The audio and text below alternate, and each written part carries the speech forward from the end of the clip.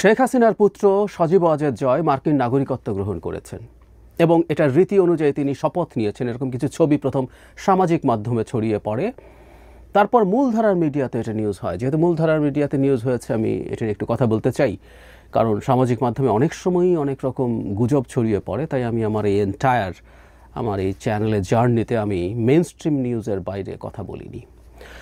তো যাই হোক, আমরা ধরে নিচ্ছি তিনি নাগরিকত্ব নিয়েছেন এবং সেটা বেশি বড় ব্যাপার না। এটাকে আমরা কেউ ওভার এস্টিমেট করছি এবং সেটা করা ঠিক কিনা। ওভার এস্টিমেট করছি কেন বলছি, আমরা কেউ এর মাধ্যমে আওয়ামী লীগের শেষ দেখে ফেলছি এবং ঘটনাচক্রে তার এই শপথ নেওয়াটা আওয়ামী লীগ নিষিদ্ধের ঠিক ওই দিন বা একদিন পরে এরকম হয়েছে। সো দুটাকে কোরিলেট করে অনেকে বলছেন যে আওয়ামী লীগের নিষিদ্ধ হওয়ার সাথে সাথেই এই ব্যাপারটা ঘটলো।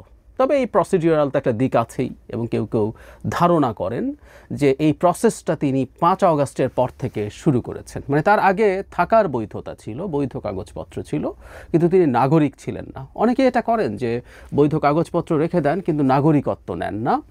নাগরিকত্ব না নিয়েও বৈধভাবে যেহেতু থাকা যায়, অনেকে এটুকু রাগঢাক করেন। আবার কেউ প্রয়োজন এবং পরিস্থিতি অনুযায়ী এটা করেন। সজীব ওয়াজেদ জয় মার্কিন নাগরিকত্ব নেওয়াকে আওয়ামী লীগের শেষ হিসাবে কেন দেখা হচ্ছে?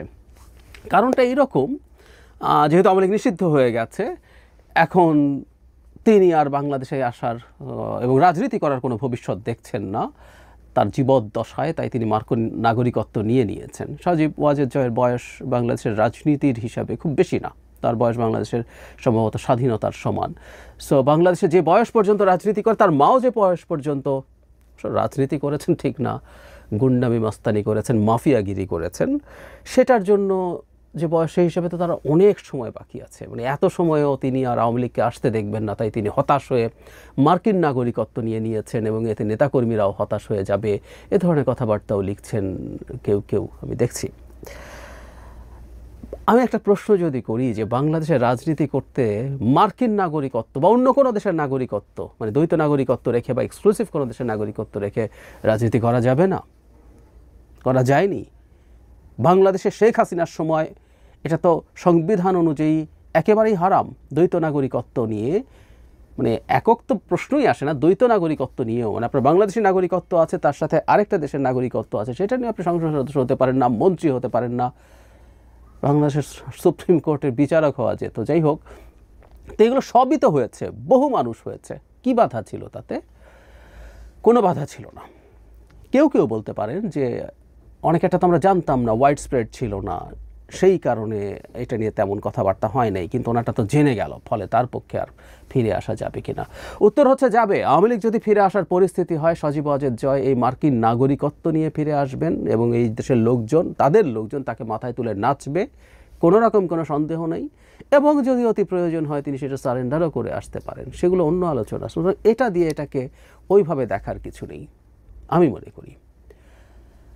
যারা সজীব ওয়াজেদ জয় কেন এটা নিয়েছেন সেটার এক ধরনের ব্যাখ্যা পাওয়া যেতে পারে। আমরা খেয়াল করেছি ডোনাল্ড ট্রাম্প শুধুমাত্র বৈধ কাগজপত্র থাকলেই চলছে না, তিনি তার যে নতুন ইমিগ্রেশন পলিসি তৈরি করছেন তাতে তিনি বৈধ কাগজ আছে এরকম মানুষজনকেও তাদের দেশে ডিপোর্ট করছেন। এটা তার জেনারেলাইজড একটা চিন্তা। তিনি চান যত কম ইমিগ্রেন্ট তার দেশে থাকে তত ভালো।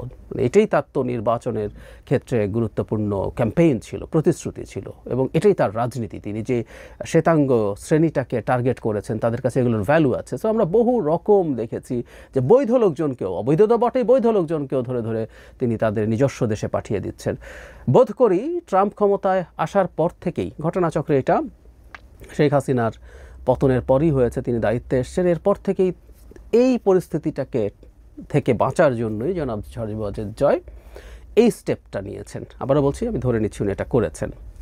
এটা তার ভবিষ্যতের কিছু আসে যায় না। আর একই সাথে এটাও মনে রাখতে হবে, আওয়ামী লীগ যদি আবার ফিরে আসে সেটা যে সজীব ওয়াজেদ জয়ের নেতৃত্বে আসবে নট নেসেসারিলি। আমরা শেখ হাসিনাকে দেখেছি এই ভদ্রলোককে বহুদিন ধরে চেষ্টা করতে, কিন্তু দেখা গেছে এবং আওয়ামী লীগের আওয়ামী লীগের লোকজনের সাথে তো কথা হতো টক শোতে, তাদের মধ্যে দেখেছি যে উনি নিজে খুব বেশি আগ্রহী ছিলেন না। লুটপাটের টাকা নিয়ে মৌজমাস্তি করে বেড়াও, এগুলোই ছিল তার এক ধরনের আগ্রহের জায়গা। সুতরাং তিনি খুব বেশি আগ্রহী ছিলেন না এই কাজে ইনভলভড হতে। তো শেখ হাসিনারও যদি বংশধর আসে, তার কন্যাকে তো ভারতে পোস্টিং দিয়ে এক অদ্ভুত উদ্ভটভাবে অত্যন্ত যোগ্য প্রার্থীকে সরিয়ে তাকে ভারতে পোস্টিং দিয়ে ভারত নিজের চেষ্টায় করে, মানে আমরা এভাবেই অঙ্কটা এগোচ্ছিল বলে আমার মনে হয়। 5 বছর তিনি WHOর রিজিওনাল হেড হিসাবে থাকবেন এবং ওখানে ভারতের মন্ত্র শিখবেন, মন্ত্র জপবেন, করে ভারত তাকে প্রোগ্রামিং করে পরবর্তী 5 বছরের জন্য বাংলাদেশে পাঠাবেন। সো সাইমা ওয়াজেদ পুতুল তো রয়েই গেলেন। তাছাড়াও তো ওদের অন্য ক্ল্যান আছে, শেখ রাহিয়ানার ক্ল্যান, তারা আসতে পারে। সুতরাং আওয়ামী লীগ যদি রিভাইভড হয়, এটা জয়ের হাত ধরে আসার সম্ভাবনা বরং কম ছিল। সুতরাং তার নাগরিকত্ব গ্রহণ খুব বেশি সিগনিফিক্যান্ট কিছু আসলে আমাদেরকে বার্তা দেয় না। আর আমরা যদি আওয়ামী লীগের রিভাইভাল ঠেকাতে না পারি, আমরা মনে করছি নিষিদ্ধ করে ঠেকিয়ে ফেলেছি। আমি একটু বিস্তারিত কথা বলবো একদিন, একটু বলবো কি বলবো না ভাবছিলাম, কিন্তু আমি আওয়ামী লীগের রিভাইভাল আমরা যত দেরি ভাবছিলাম হবে, আমি আওয়ামী লীগের রিভাইভাল ইভেন তার চাইতে আগে দেখতে পাচ্ছি। কারণ এটা আমাদের ধরনের সামষ্টিক ব্যর্থতা তৈরি হচ্ছে। সেই সামষ্টিক ব্যর্থতা কেন এবং রিভাইভাল কেন হতে পারে আমাদের এক্সপেক্টেড টাইমেরও আগে, সেটা নিয়ে আরেকটা ভিডিওতে কথা বলবো।